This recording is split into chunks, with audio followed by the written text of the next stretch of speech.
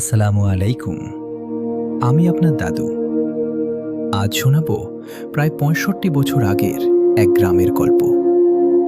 সেই রাতের গল্প যেটা আমি আজও ভুলতে পারিনি।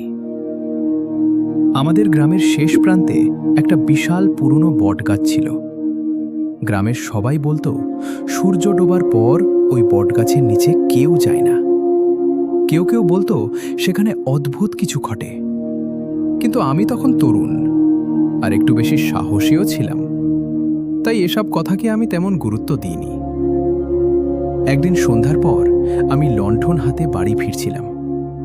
হঠাৎ আকাশে কালো মেঘ জমল, দমকা হাওয়া শুরু হলো, আর মুহূর্তের মধ্যেই ঝড় নামল।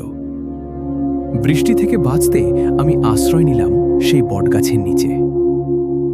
হঠাৎ মনে হলো কেউ যেন আমার নাম ধরে ডাকছে, রহিম, রহিম। আমি চারদিকে তাকালাম, কিন্তু আশেপাশে কোনো মানুষ ছিল না। হঠাৎ দেখি গাছের পাশে সাদা কাপড়ের মতো কিছু নড়ছে। আমার বুক ধড়ফড় করতে লাগলো। আমি আর এক মুহূর্তও দাঁড়াইনি, দৌড়ে সোজা বাড়ির দিকে ছুটলাম। বাড়িতে পৌঁছে সব কথা শুনে গ্রামের এক বৃদ্ধ বললেন, অনেক বছর আগে ওই বটগাছের নিচেই এক বৃদ্ধ মানুষের মৃত্যু হয়েছিল। সেদিন আমি একটা শিক্ষা পেয়েছিলাম, বড়দের কথা কখনো অবহেলা করা উচিত নয়।